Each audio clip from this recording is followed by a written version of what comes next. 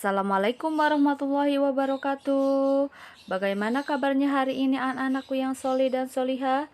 Mudah-mudahan kalian selalu diberikan kesehatan oleh Allah Subhanahu wa Ta'ala. Amin ya Robbal 'Alamin. Hari ini kita akan belajar tematik 5C, yaitu dengan tema makanan sehat. Sebelum memulai pembelajaran, marilah kita membaca basmalah. Bismillahirrahmanirrahim. Miss Ani akan menjelaskan materi pembelajaran pada subtema 1, bagaimana tubuh mengolah makanan. Mengkonsumsi makanan sehat membuat daya tahan tubuh meningkat sehingga kita terhindar dari penyakit yang berbahaya. Apakah makanan yang dikonsumsi anak tersebut merupakan makanan sehat? Apa saja makanan yang dapat menyehatkan tubuh? Simak penjelasan dari Miss Ani ya. Materi pembelajaran 1 menjelaskan jenis-jenis iklan berdasarkan medianya.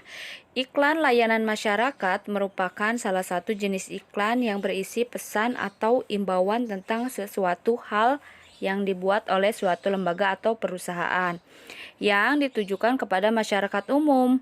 Iklan layanan masyarakat dapat berupa ajakan, pernyataan, atau imbauan bagi masyarakat. Nah, berdasarkan media yang digunakan, iklan dibagi menjadi dua, yaitu iklan media cetak dan iklan media elektronik.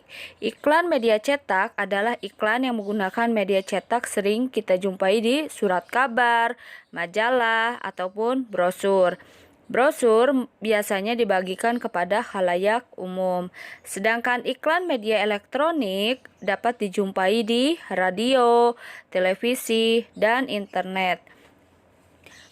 Apapun jenis dan media yang digunakan, setiap iklan memiliki ciri-ciri yang sama. Ciri-ciri iklan yaitu memiliki tema atau topik dan kata kunci. Kata kunci yang digunakan dalam iklan biasanya berhubungan dengan topik yang disajikan. Perhatikan contoh berikut ya, ada di halaman 3. Konsumsi buah-buahan untuk memenuhi kebutuhan vitamin tubuhnya. Di sini kata kunci yang terdapat dalam iklan tersebut adalah yang pertama, vitamin untuk tubuh, kedua adalah buah-buahan. Kata kunci tersebut dapat ditemukan dengan cara mengamati gambar dan mencari informasi yang ingin disampaikan oleh pembuat iklan melalui kalimat atau pernyataan yang disajikan. Tujuan pembuatan iklan yaitu untuk mengajak atau menarik perhatian masyarakat agar bersedia mengikuti ajakan atau imbauan yang disampaikan oleh pembuat iklan. Selanjutnya, Miss Ani akan menjelaskan sistem pencernaan pada hewan pemamah biak. Hewan pemamah biak disebut juga hewan ruminansia. Hewan pemamah biak, hewan yang mengunyah kembali makanannya setelah ditelan. Contohnya itu bisa ada sapi, kerbau, kuda, jerapah, kambing, dan lain-lain. Nah, organ-organ pencernaan hewan pemamah biak yaitu dimulai dengan rongga mulut. Rongga mulut hewan pemamah biak terdapat gigi seri, gigi geraham depan, geraham belakang. Gigi seri berfungsi untuk memotong makanan, sedangkan gigi geraham yaitu berfungsi untuk mengunyah makanan, sedangkan lidah berguna untuk mendorong makanan ke kerongkongan. Yang kedua ada kerongkongan. Kerongkongan berguna untuk menyalurkan makanan dari rongga mulut ke lambung. Selanjutnya yang ketiga ada lambung. Lambung hewan pemamah biak memiliki lambung yang terdiri atas 4 bagian, yaitu perut besar atau disebut juga rumen, perut jala atau retikulum, perut kitab atau omasum, dan perut masam atau disebut juga dengan abomasum. Selanjutnya ada yang keempat, usus halus. Makanan dari abomasum akan masuk ke usus halus. Di sini terjadi proses penyerapan sari-sari makanan. Yang kelima adalah usus besar.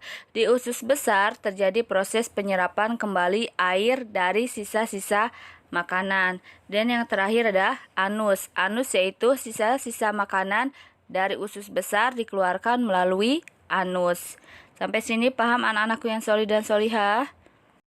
Perhatikan gambar sapi berikut ini. Makanan masuk dari mulut ke dalam rumen atau disebut juga dengan perut besar. Yang kedua, sebagian makanan masuk ke retikulum. Di rumen dan retikulum makanan dicerna dengan bantuan mikroorganisme. Nah, retikulum bisa disebut juga dengan perut jala. Yang ketiga, dari mulut makanan ditelan kembali dan masuk ke omasum. Omasum disebut juga dengan perut kitab. Yang keempat, makanan dicerna dengan bantuan enzim pencernaan hewan. Nah, abomasum disebut juga dengan perut masam. Pada pembelajaran 2, Miss Ani akan menjelaskan informasi dalam iklan. Nah, kriteria iklan yaitu yang pertama, kalimat menarik, mudah dipahami, dan mudah diingat. Yang kedua, tulisan dan gambar mewakili informasi yang disampaikan. Kemudian, Miss Ani akan menjelaskan sistem pencernaan manusia. Yang pertama yaitu dimulai dari mulut. Mulut, makanan masuk melalui mulut dan dicerna secara mekanis dan kimiawi.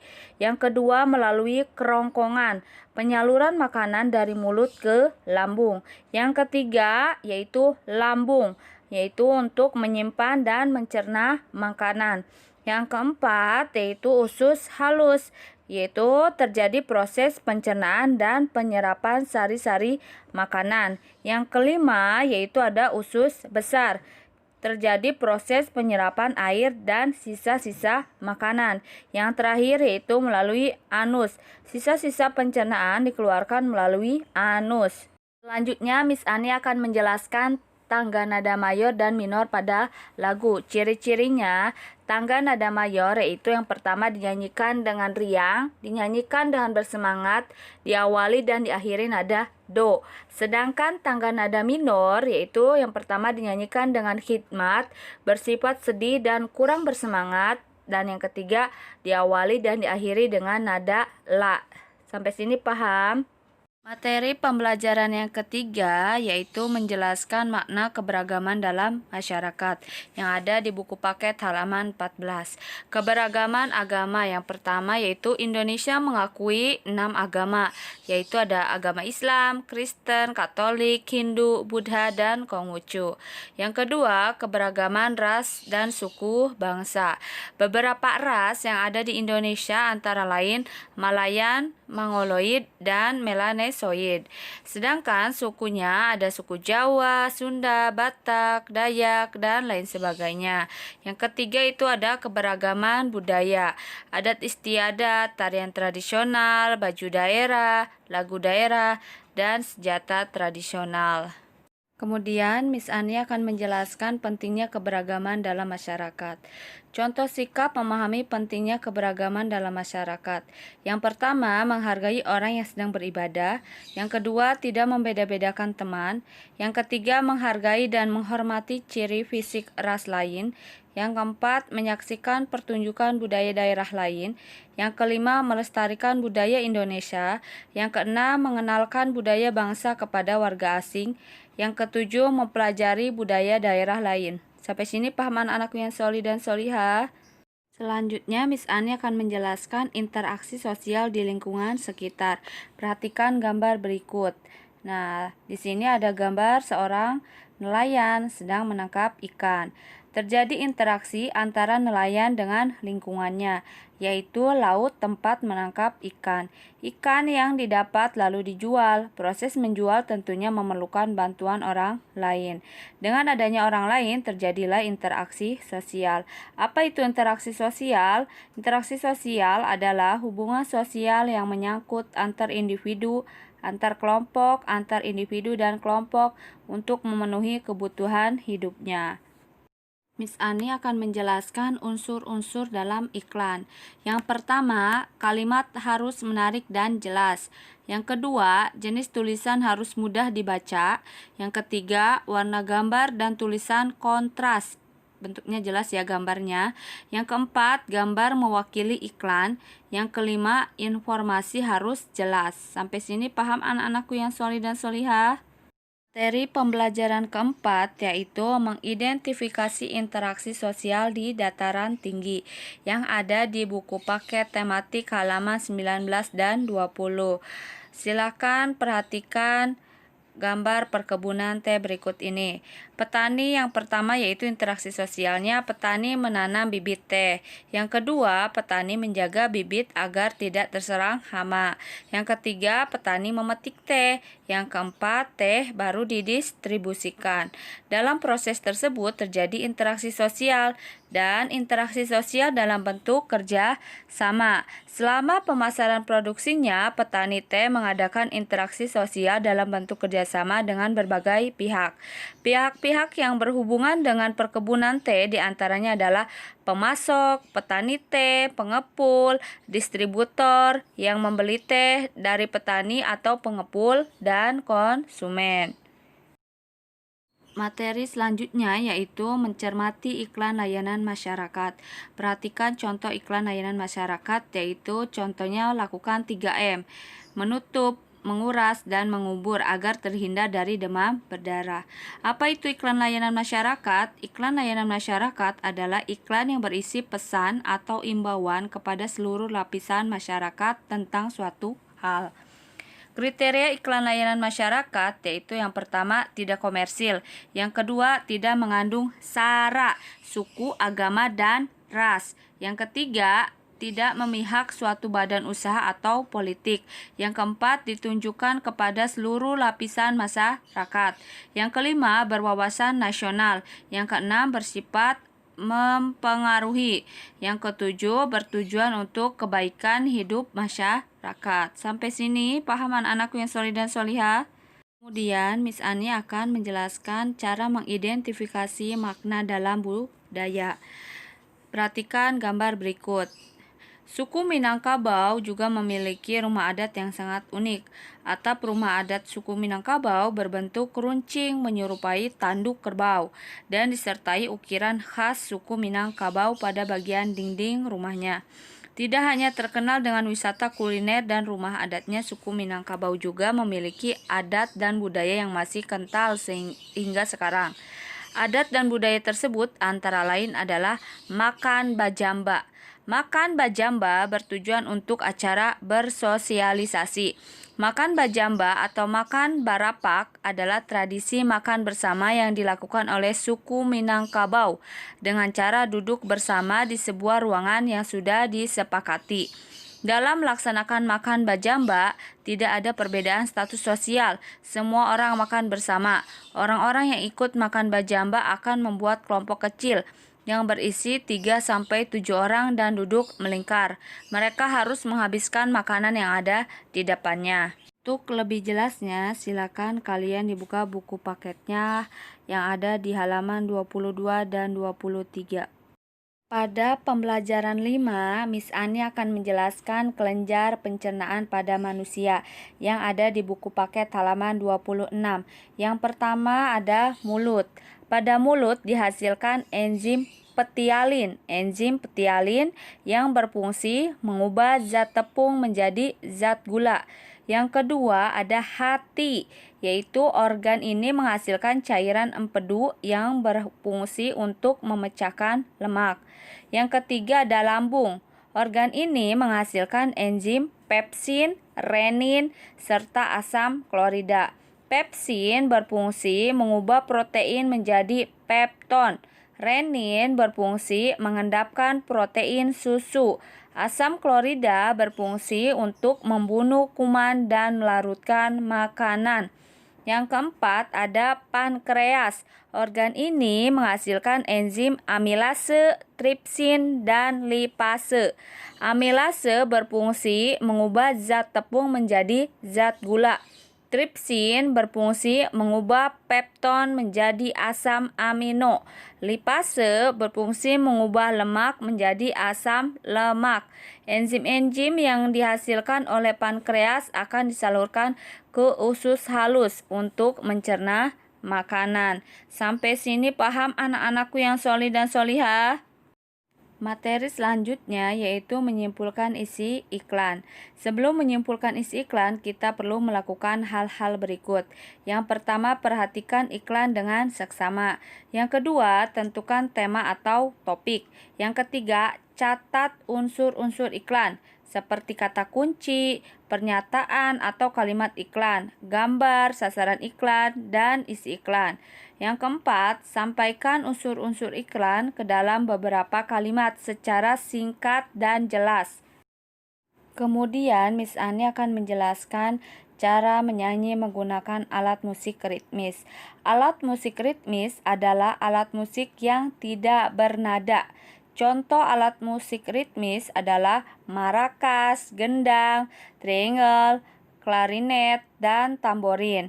Contoh alat musik ritmis sederhana yaitu yang pertama, galon dipukul menyerupai suara gendang. Yang kedua, galon dipukul memakai sumpit menyerupai suara drum. Contoh lain dari alat musik ritmis sederhana yaitu beras dimasukkan ke botol plastik menyerupai marakas, kepingan tutup botol digabung menyerupai tamborin, gelas kaca dipukul dengan garpu menyerupai triangle, yang terakhir dua tutup panci diadu menyerupai simbal tangan. Silakan kalian bisa mencoba di rumah dengan mencari benda-benda bekas di sekitarmu yang dapat dijadikan alat musik ritmis sederhana. Materi pembelajaran yang keenam yaitu cara membuat iklan. Perhatikan hal-hal berikut saat membuat iklan. Yang pertama, tentukan kata kunci sesuai topik iklan. Yang kedua, pilihlah kata-kata yang menarik dan mudah diingat. Yang ketiga, susunlah kata menjadi kalimat persuasif atau berupa ajakan ya. Yang keempat, pastikan sasaran dan tujuan iklan jelas. Yang kelima, informasi dalam iklan harus mudah dipahami. Yang keenam, jenis huruf harus mudah dibaca. Yang ketujuh, informasi penting ditulis lebih besar dari lainnya. Yang kedelapan, warna terang atau kontras. Yang kesembilan, tambahkan gambar agar menarik. Kemudian, Miss Ani akan menjelaskan keberagaman makanan tradisional. Perhatikan gambar berikut. Gambar yang pertama ada gambar empek-empek. Empek-empek adalah makanan khas Palembang, Sumatera Selatan. Yang kedua ada rawon. Rawon adalah makanan khas Jawa, khususnya Jawa Timur. Yang ketiga ada coto Makassar, yaitu yang berasal dari Makassar, Sulawesi Selatan. Silakan kalian bisa dibuka buku paketnya halaman 33 dan 34.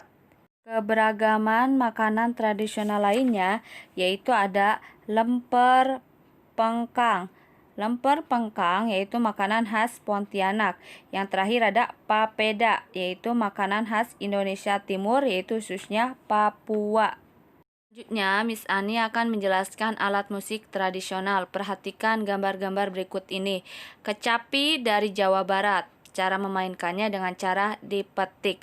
Sasando berasal dari Nusa Tenggara Timur. Cara memainkannya dengan cara dipetik.